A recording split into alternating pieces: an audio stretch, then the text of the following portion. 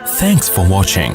Don't forget to like, comment, share and subscribe to Mufti Tariq Masood, famous scholar. اللہ نے فرمایا کہ جس کو ہم نے جہنم کی آگ سے بچا لیا اور جنت میں داخل کر دیا وہ کامیاب ہو گیا، اور یہ دنیا کی زندگی سوائے دھوکے کے کچھ بھی نہیں ہے۔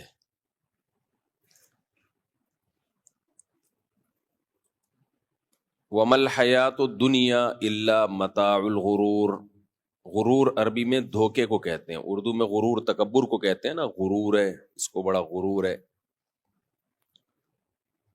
لیکن اصل جو عربی کا لفظ ہے اس کا مطلب جو اردو میں ترجمہ ہوگا وہ غرور کا غرور سے نہیں ہوگا، بلکہ غرور کا مطلب دھوکا، اور غرور جو غین پہ زبر ہو تو اس کا مطلب دھوکا دینے والا، اور یہ مبالغے کا صیغہ ہے تو اس کا مطلب بہت زیادہ دھوکا دینے والا۔ تبھی قرآن کہتا ہے وَلَا يَغُرَّنَّكُمْ بِاللَّهِ الْغَرُورُ، تمہیں اللہ کی طرف سے دھوکے میں نہ ڈال دے الغرور، دھوکا دینے والا، یعنی شیطان جو دھوکا دیتا ہے وہ تمہیں اللہ کی طرف سے دھوکے میں نہ ڈال دے۔ اردو میں مغرور کہتے ہیں جو متکبر ہو، اور عربی میں مغرور جس کو دھوکا دیا گیا ہو، یعنی آپ نے کوئی خرید و فروخت کی اور کسی نے دھوکے سے آپ کو کوئی چیز پہنا دی۔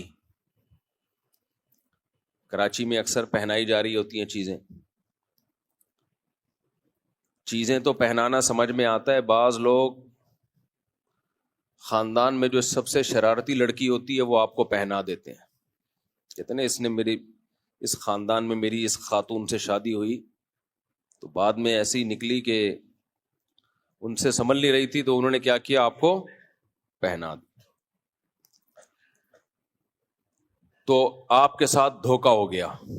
بتایا گیا اخلاق بہت اچھے ہیں لیکن بہت ہی بدتمیز نکلی، بد اخلاق نکلی، تو کہتے ہیں یار انہوں نے تو یہ مجھے اپنے خاندان کی سب سے شرارتی وہ مجھے پہنا دی۔ تو جس کے ساتھ بھی دھوکا ہو اس کو عربی میں کیا کہتے ہیں، مغرور، جس کے ساتھ دھوکا ہوا ہے۔ تو مغرور کا لفظ عربی میں برا لفظ نہیں ہے، عربی میں جب کہتے ہیں نا بڑا مغرور ہے تو عربی میں مطلب ہوگا بیچارے کے ساتھ دھوکا ہوا ہے۔ اردو میں ہم جب کہتے ہیں مغرور ہے اس کا مطلب دماغ خراب ہے، اس کا تکبر ہے۔ سوال پیدا ہوتا ہے اردو میں اتنا غلط مطلب کیوں لیا جاتا ہے مغرور اور غرور کا؟ وہ اس لیے لیا جاتا ہے کہ جو متکبر ہوتا ہے نا وہ بھی بیچارہ دھوکے میں ہوتا ہے، جس میں تکبر ہوتا ہے وہ بھی اصل میں دھوکے میں ہوتا ہے، اپنے بارے میں خوش فہمی میں مبتلا ہوتا ہے کہ میں کوئی بڑی چیز ہوں، تو اس کی وجہ سے اس کے اندر کبر پیدا ہوتا ہے۔ تو ظاہر ہے وہ بھی ہے تو بیچارہ ہی نا، اس شیطان نے اس کے ساتھ دھوکا کیا، اس کو بتایا کہ تو بڑی فلم ہے، اور وہ اس خوش فہمی میں مبتلا ہو گیا کہ میں واقعی بہت بڑی فلم ہوں۔ سب سے پہلے شیطان دھوکے میں آیا جب اللہ نے شیطان کو کہا کہ تم آدم کو سجدہ کرو، شیطان نے انکار کیا، تو اللہ نے فرمایا استکبرت ام کنت من العالین، تو ہے ہی بہت بڑا یا اپنے آپ کو بڑا بنانے کی کوشش کر رہا ہے یا سمجھ رہا ہے اپنے آپ کو بڑا؟ تو شیطان نے کہا کہ میں ہوں ہی بہت بڑا، سمجھ نہیں رہا ایکچولی میں ہوں کیا۔ ظاہر ہے اپنے آپ کو جو سمجھے گا یہ کوشش کرے گا تو پہلے وہ اس کا خیال ہوگا کہ میں ہوں بہت بڑا نا۔ شیطان نے کہا انا من العالین، میں ہوں کن لوگوں میں؟ میں بڑے لوگوں میں ہوں، میں چھوٹا آدمی نہیں ہوں۔ اور دلیل بھی دی خلقتنی من نار وخلقتہ من طین، تو نے اس کو مٹی سے بنایا، مجھے کس سے بنایا؟ آگ سے بنایا۔ تو شیطان بھی دھوکے میں آ گیا کہ نہیں آ گیا؟ مغرور کہا جاتا ہے تبھی شیطان کو، کیونکہ دھوکے میں آ گیا وہ۔ تو اب چونکہ شیطان کو مغرور کہا جاتا ہے اور وہ دھوکے میں آ گیا، تو ہر متکبر اصل میں دھوکے میں آ گیا ہوتا ہے، غلط فہمی میں ہوتا ہے۔ تو اس لیے اردو میں ہر متکبر جس میں بھی تکبر بڑائی ہو اس کو کیا کہنے لگے؟ مغرور. شیطان دھوکے میں کیوں آیا کہ بھئی اے اللہ تو نے مجھے آگ سے بنایا اور اس کو مٹی سے. اس میں دھوکے کی کیا بات ہے بھائی؟ دھوکے کی بات یہ ہے، کم بخت کہہ بھی رہا ہے کہ اے اللہ تو نے مجھے آگ سے بنایا اس کو مٹی سے، تو بنایا کس نے؟ آپ لوگ کو پتہ ہے؟ شیطان کہہ رہے تو نے مجھے آگ سے بنایا، تو بھائی تیرے سوال کا جواب خود تو کے لفظ میں موجود ہے، بنایا اللہ نے ہے نا، تو خود تھوڑی بنائے. تو شیطان سے جب کہا استکبرتا ام کنتا من العالین، کیا تو نے تکبر کیا ہے یا تو ہے ہی بہت بڑا؟ تو شیطان نے جو دلیل دی اس میں یہ بتایا کہ ایکچولی میں ہوں کیا؟ میں بہت بڑا ہوں. اللہ کو بتا رہا ہے. کس کو سمجھا رہا ہے؟ اللہ. ہم شیطان کو برا بھلا کہتے ہیں لیکن حقیقت میں ہم بھی اللہ کو سمجھا رہے ہوتے ہیں اصل میں اپنے عمل سے. جب کوئی آدمی کہتا ہے نا میری تنخواہ اتنی ہونی چاہیے، اتنی کیوں ہے، تو اس کا مطلب وہ اللہ کو سمجھا رہا ہے کہ جتنی پیسے اس کے پاس ہیں اتنے ہی میرے پاس بھی ہونے چاہیے. جو بھی تقدیر پہ راضی نہیں ہے نا، اس کا مطلب ہے وہ اللہ کو سمجھا رہا ہے.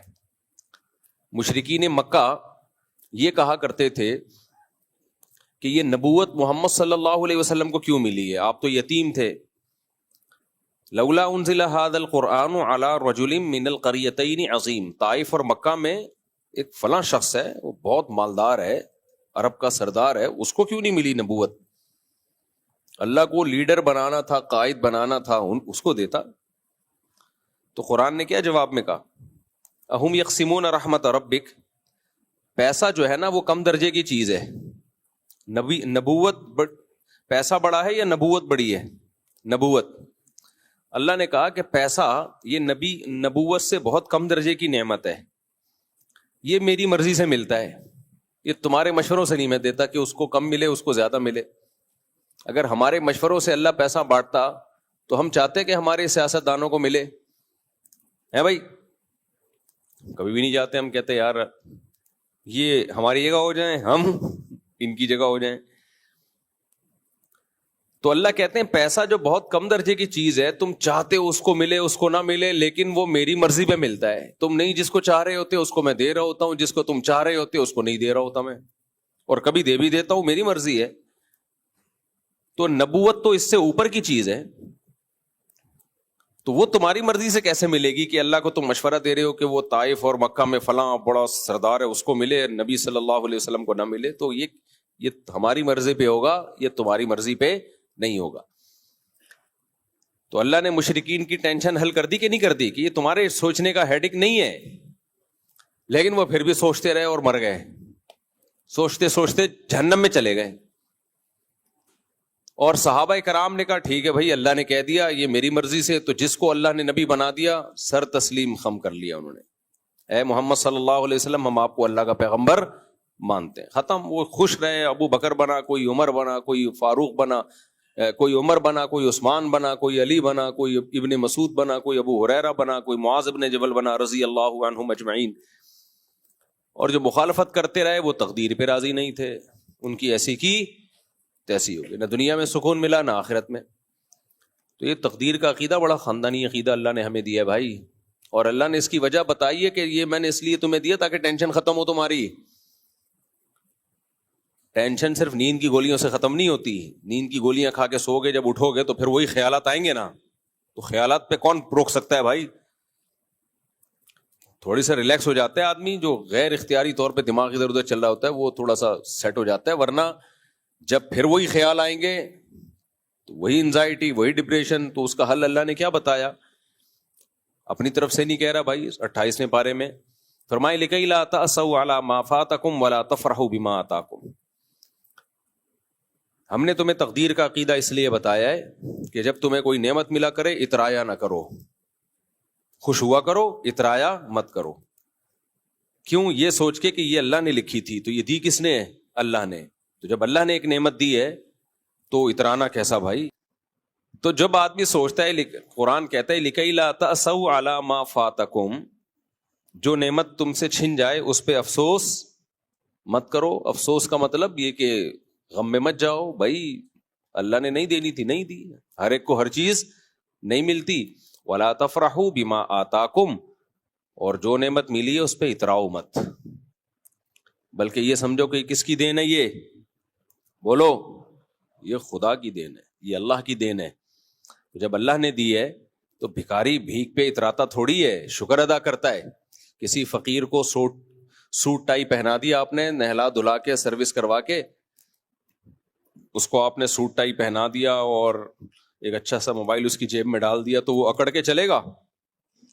اس کو پتا ہے، محلے والوں کو پتا ہے میں بھکاری تھا، میرے پاس گٹکے خریدنے کے پیسے نہیں ہوتے تھے اور اس نے مجھے کتنا پروٹوکول دیا. تو وہ اترائے گا نہیں، شرم سے گڑ جائے گا زمین میں کہ میں کہاں اس قابل، بھائی میں تو دھوتی بنیان میں گھومنے والا، تو میں کہاں اس قابل. تو اب شیطان کو مغرور کیوں کہا جاتا ہے؟ اس لیے کہ وہ دھوکے میں آ گیا اور کہنے لگا اے اللہ تو نے مجھے آگ سے بنایا اور اس کو مٹی سے. اب دھوکا کہاں سے ہو رہا ہے بھائی؟ تیری بات کا جواب تیری اسی بات میں موجود ہے کہ بنایا کس نے؟ اللہ نے. تو اللہ نے بنایا تو وہی اللہ تجھے کہہ رہا ہے نا سجدہ کر لے، خود سے تھوڑی بنائے تو. اگر آگ سے بننا کوئی نعمت ہے بالفرض تو یہ نعمت دی کس نے ہے؟ اللہ نے دی ہے، تجھے بھیک میں ملی ہے تو اپنی تھوڑی ہے، تو اترا کس بات پہ رہے؟ آپ کے ابا نے آپ کو ایک موبائل دیا اور بولا یہ چھوٹے بھائی کو گفٹ دے دو، آپ کہہ رہے ہو میرا موبائل میرا موبائل، ابا کہے گا تیرا کہاں سے ہے ابھی میں نے تجھے دیا ہے. تو ایک دھوکہ تو شیطان کو یہ ہوا کہ وہ یہ آگ سے بننے کے پروسیس کو دیکھ رہا ہے اور خود بول بھی رہا ہے کہ تو نے بنایا، اس کے باوجود اس کی کھوپڑی کام نہیں کر رہی. دوسری اس کو گڑبڑ یہ ہوئی جو آج کل ایتھیس لوگوں کو ان کو بھی اسی بات سے دھوکا ہوتا ہے. یہ ملحد اور ایتھیس لوگ خدا کا انکار کرتے ہوئے کہتے ہیں کہ یہ کائنات اتنی بڑی ہے اور اس میں یہ زمین ایک بہت ہی چھوٹا سا ذرے کا ذرہ بھی نہیں ہے، یہ اتنی بڑی کائنات ہے اور اس میں یہ ایک انسان ایک بہت چھوٹی سی مخلوق ہے. تو یہ جو قرآن کہتا ہے اور اسلام کہتا ہے کہ یہ پوری کائنات انسان کے لیے اور یہ سب انسان کے لیے مسخر کیا ہم نے، اور تو کہتے ہیں جو خدا بنانے والا ہے وہ اتنی پدی سی مخلوق کو اتنا پروٹوکول کیوں دے رہا ہے؟ بھائی سمجھ میں آ رہی ہے بات؟ یعنی اس کی مثال ایسے ہے کہ آپ نے گھر میں بلایا مہمانوں کو، بہت سارے مہمان آئے، آپ کھانا کھلا رہے ہو چیونٹیوں کو، ٹھیک ہے نا، بڑے بڑے قد کے لوگ بیٹھے ہوئے تھے آپ کے سامنے، آپ نے چیونٹیوں کے لیے دسترخوان لگایا. لوگ بولیں گے بھائی یہ اتنی حقیر فقیر ناچیز سی مخلوق کو تم اتنا پروٹوکول کیوں دے رہے ہو؟ تو کہتے ہیں یہ کائنات میں انسان کی کوئی 2 ٹکے کی حیثیت نہیں ہے. اتنی بڑی کائنات، سورج ہم سے کتنے لاکھ گنا بڑا، پھر وہ کہکشائیں اور پھر ایک کہکشاں اور ایک دوسری گلیکسی کے درمیان فاصلہ کتنا ہے، پھر وہ اس میں یہ تو ایک ذرہ بھی نہیں ہے، ذرہ بھی زیادہ ہے کہنا. تو اس کا جواب بھی وہی ہے جو شیطان کو جواب، اگر بھی شیطان سے ملاقات ہوئی تو میں اس کو بھی سمجھاؤں گا کہ تو جو غلط فہمی میں آیا نا، ویسے تو سمجھ گیا ہوگا، اس کے اچھے بھی سمجھ گئے ہوں گے، ابھی نہیں سمجھے تو جہنم میں تو سمجھ ہی جائے گا. تو اس کو غلط فہمی ہو رہی ہے کہ میں کس چیز سے بناؤں، اس سے غلط فہمی ہو رہی ہے.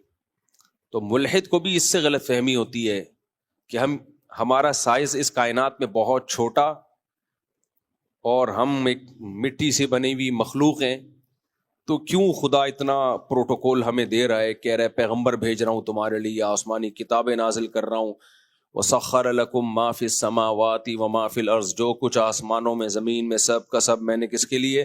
تمہارے لیے بنایا.